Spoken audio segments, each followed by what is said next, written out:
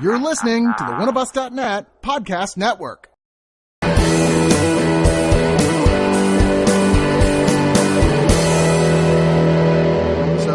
About this movie, Goodbye, Christopher Robin. This is based on the true story of author A.A. Milne, who of course wrote the books of Winnie the Pooh. That the main character of that book was called Christopher Robin, named after his own son, who we watch this child's journey from a precocious young child to eventually the killer the media would dub the bind, torture, kill serial killer. From Dimples McGee to the serial. No, although I'm getting it mixed up. I've been watching Mindhunter, so my head is all like in two different places right now. For me, I'm saving that.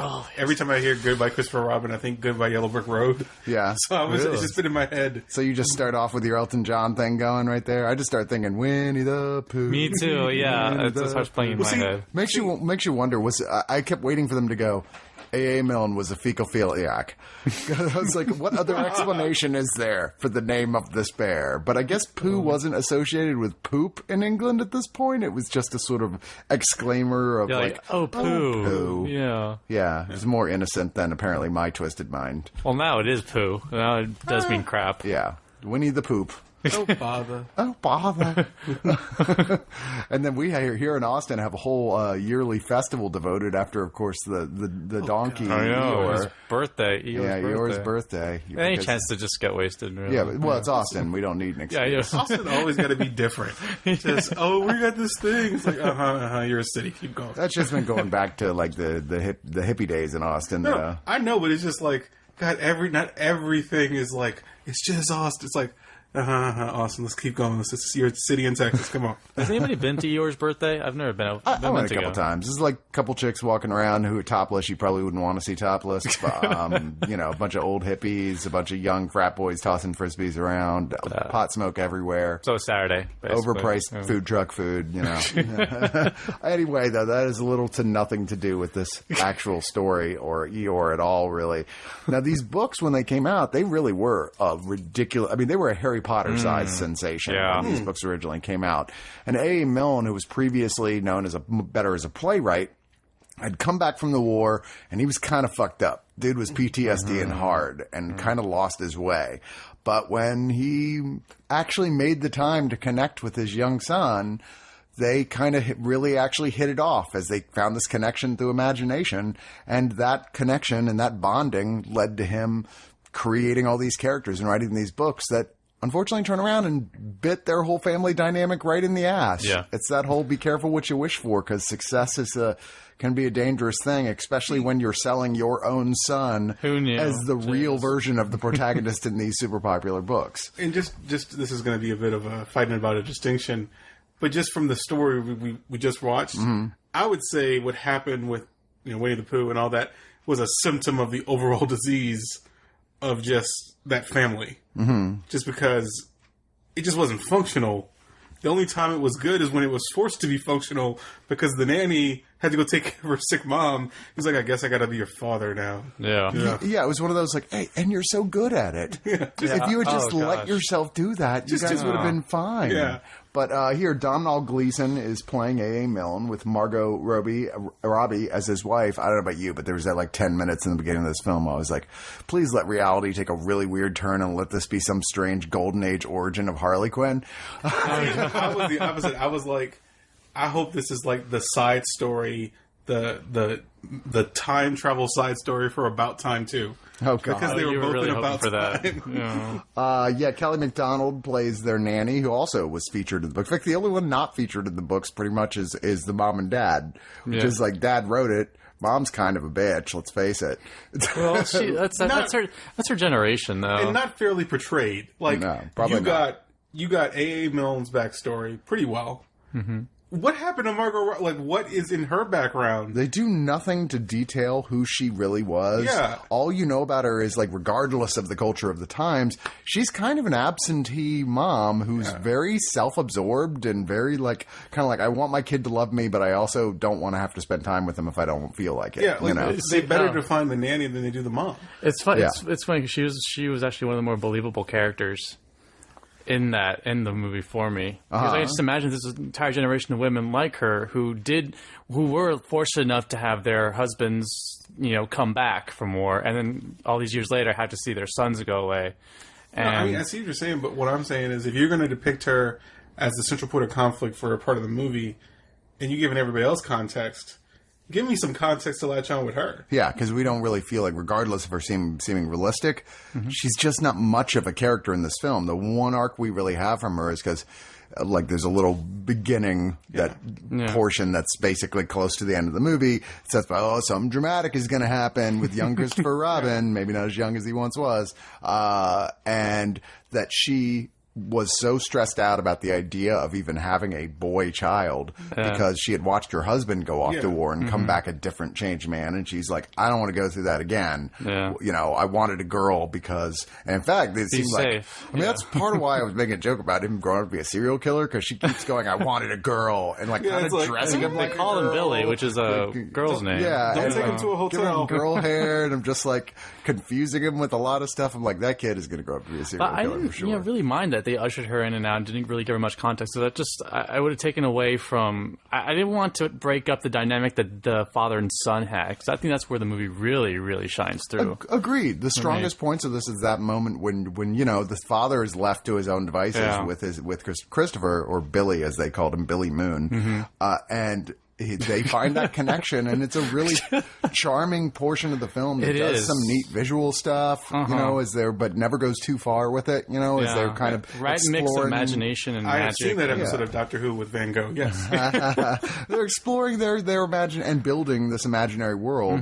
It's just that's the one part of this film that actually felt warming and welcoming, and the rest of the movie is kind of unpleasant to watch, because everybody's somebody is always being a jerk. Even sometimes Christopher Robin, who you're Jesus, just spoiled little brat. It's funny. We're sort of like, I think you and I think we all are, really, is that we sort of feel like Christopher Robin. We loved the times in the woods with, with Milne, and then we hated, when it had to be, disrupted. And, the public had to come in, and all the sort of flashing cameras. And, that's when I didn't like the movie. Right. Personally. And, Yeah, I mean, it's supposed to be unpleasant. You're uncomfortable watching it to some extent, but the movie, everything else about the movie doesn't seem to understand that that's the kind of movie that it is. Yeah, it for a movie about writing, it doesn't. It is about writing. Yeah. I know what you're saying. It doesn't pick a thesis statement or a theme. Yes. It doesn't want to commit to one. I agree completely. By the end, you were kind of like, so what was the whole thing about? What were you trying to say? And the thing is, they break one of the cardinal rules, and I heard this a long time ago. It's any rule can be broken as long as you know why it was there and you break it the right way. Yeah, okay. But they don't tell the theme of the movie at the very end. If you had a better director than Simon Curtis to really weave in that theme the entire way, this would be an amazing movie, because there are the seeds of an amazing movie here. Because, from what I get is the theme is he found happiness for the British people after World War One, and he gave them something to latch on to during World War II, when everybody sort of knew World War II was coming. Yeah. And they tell you that through Private Milne, as he's grown up, the grown-up Billy Moon, they just tell you that right out. Instead of doing the work to really weave that in, it's the difference between... It's a big jump there. And as well, all the points that do have to do with war in this film feel very jarring. You're all the PTSD stuff is so well triggered. Is there a horror movie all of a sudden going on here? It felt like it wanted to be taken seriously, so they really were trying to put that in there. It's awkwardly crowbarred in. Yeah, it's crowbarred in. It's to be fair, I enjoyed parts of this movie, and I really enjoyed Domhnall Gleeson. He's fast becoming one of my favorite actors. He was so good. He was so good in this. And he's no Brendan Gleeson. I have no idea who that is. That's his dad. His dad. He was in The Guard and all kinds of movies. In Bruges. You don't know who Brendan Gleeson is? Come on, looks just like him. The resemblance is pretty striking. Oh, that guy. Yeah, Brendan Gleeson. He's one of the greatest actors alive, in my opinion. Yeah, no, he really. Domhnall's all right. I mean, he's getting there. I liked him in his Black Mirror episode a lot. I haven't seen that. That's good. I think it's season 2. Wasn't he in Star Wars? Yes, he was. He was that Imperial guy who I never can remember the name of. He had a because bit didn't part leave in much Star of an Wars. impact. But the one thing here that this movie has going for it, I mean, this is like what is the Batman R.I.P. weaponized crystal meth of this film, is young Will Tilston, who's playing young Christopher Robin, who is almost he's cute to a point that you're almost like nobody should be allowed to be that cute. I will tell you should be a law against it or something. Here's the exact analogy. Because I remember this because I was eating Nutella the other day. Just follow me. Oh, and Nutella? I made a cake a few years ago. Okay. And it was Nutella cake. And the thing about Nutella is it's so good, but if you put too much Nutella in a cake, you can't eat it because it's too sweet. Too sweet. That's this person. Yeah. Just as a human being, just the way he looks.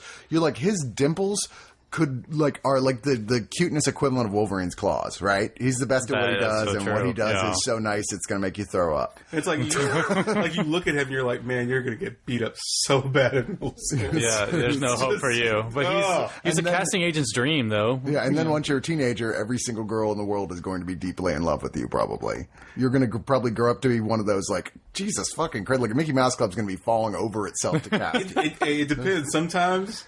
Like, there was this character that was on a Disney show a long time back called Bean. He was on Even Stevens, and he did not grow up well at all. Gosh, I know that. So it's like, it depends. Yeah. Sometimes you look cute at 12, man. You look broke down. I think one of the things that's always bugged me about this story, and I knew this back from, just one of those reading the Wikipedia page, falling down a wiki hole things about this kid. I'm just kind of like, I get that it was kind of stressful, all this stuff, hanging out with the king and queen of England and having every person in the world be in love with you and sending you presents all the time. And yawn. I was just kind of like, but he grew up to be kind of a real little shit. Like, apparently he never, unlike what this movie shows, he never really completely bonded back with his parents again. Always held it against them. Also, they lied at the end. Come on. So many child stars, that's the case. But I was kind of like...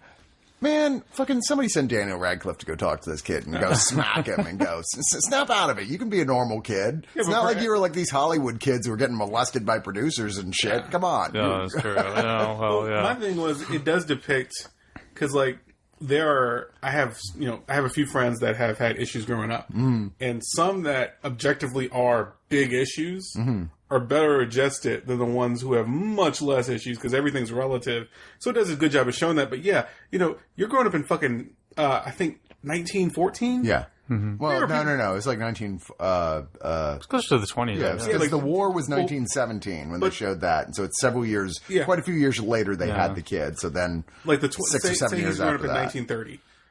There are people with real fucking problems in the world, and you get to live this bucolic wonderland. Yeah, like you need to, like somebody needs to like just go, kid, you don't have really real problems. Yeah, Daddy, you didn't take me to the woods to play pretend all day, as we never have to worry about a meal or being impressed. It's kind of confusing for him, that sort of upbringing, and he just wants what everybody else wants. And he doesn't care if he has those, No, but he needs to have, but as I'm saying, it's another mark of the way they depict this family. I'm not going to talk about the family because I haven't seen their story. This is an adaptation. But they do him a disservice in this movie. It feels like white people problems, the origin story. It's like British people, rich British people problems. This is like, let me get this straight. Your dad gets to write and pursue his dream and gets to slum it living in a wonderland. Yeah. And everything's cool. But you got a problem. You have a nanny. Well, just when you get to the point where the older version of him is actually trying to explain out why this fucked up his life so much, I just was like, no, get some self-awareness, kid. Yeah. Jesus Christ. Yeah, I get it. I would hold resentment too. Yeah, for something that I had, like, selling of my image, and when I have no say in it whatsoever. I'm too young to have. I'd feel like a commodity. Absolutely. Well, there's a lot of people with bigger problems, is all I'm saying. That's all. It's like perspective. But then we don't know what the loss of anonymity is like, the loss of privacy. I do a little bit, but not to the degree that this kid did. That he did. So, but once again, Daniel Radcliffe turned out okay. That's all I'm saying. Well, maybe maybe he willingly stepped into those shoes. Oh, I think he was probably pretty excited about it. Yeah, he probably was pretty excited. Yes, I mean, another problem with this movie is just there's not really a central conflict for the first, say, 3/4. It's like they try their best to engender these conflicts. Like, first it's man versus man with him versus his personal demons, his personal demons, PTSD. And then you get like a little bit with the wife and father, but then you get the nanny, and they never just, not so much settle on it, but they never sell you on these conflicts. It's just lip service.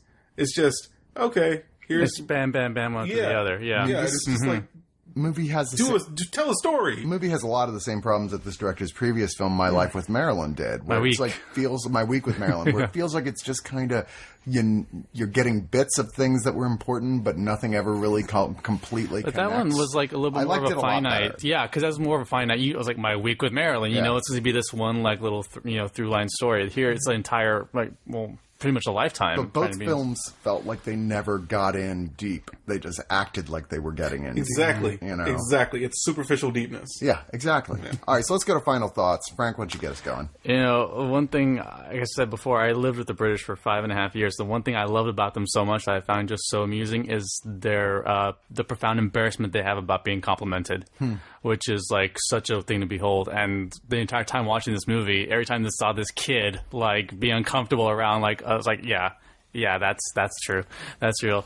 I was not looking forward to this movie. I didn't want a straightforward biopic, and I was really hoping that this wasn't going to be it. And it really wasn't a straightforward biopic. And I think for me, it was about something. It was about a father and a son, as simplistic as that might be. But I thought the father and son relationship was told really well. How accurate it is, I'm not sure. But I thought it was really solid in that effort. And I think it was a very well made film as well, with the PTSD illustrations, the way they weave in, the adventures and how they escape to their own magical place. I thought it was a little too on the nose, like, oh, here's a little pig. Let's call him Piglet. So, a little too much of that. But I think this is a pretty solid effort. And I think, I was welling up, and I tried hard not to well up, but I'll admit it. I welled up, it got to me. It knows what strings to pull. Solid effort. I would give it 7 out of 10 unappetizing looking bowls of porridge. Elliot. This movie has left me feeling a lot of different ways about it, which is an achievement in art that you make somebody feel anything about anything. Yeah. So, I'm disappointed in this movie more than anything else because I really like the acting. I like the actors. I like a lot of the scenes in the movie. But just as a cohesive piece of media, I think it largely fails. And I don't think it's because of the writing. I don't think it's the acting. I think the director didn't have enough tools in his toolbox to do this story justice. There's too much trying to shine a spotlight on too many things. Not so much that. It's like I'm reading a paper from somebody who is a brilliant sophomore in college, but not a graduate level person. If he had made this movie say 5 movies later, he might have some more tools to do a better job. To maybe a little bit might come on the writing too.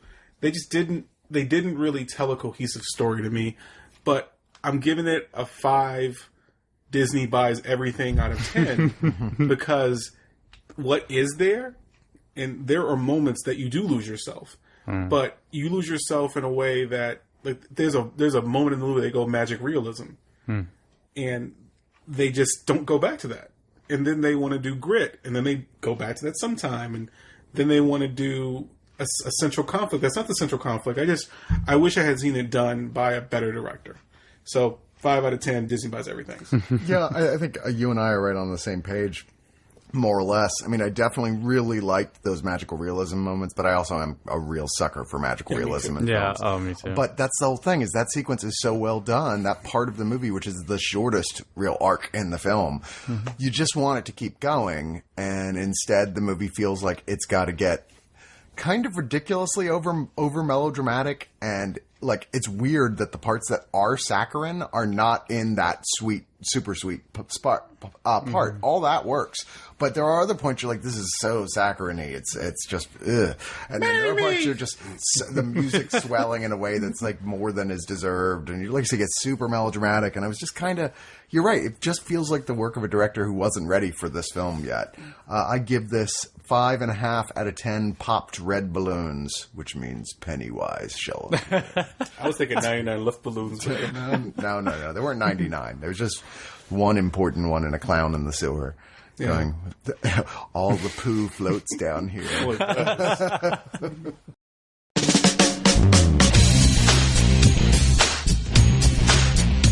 Oneofus.net has been your one-stop shop for all things geek for years. But there's a side to them many of you have never heard. The subscription side. Subscribe and listen to great podcasts like The Breakfast Pub, The Original Gentleman, and the Watch a Movie With Us series. Head on over to Oneofus.net and don't forget your towel.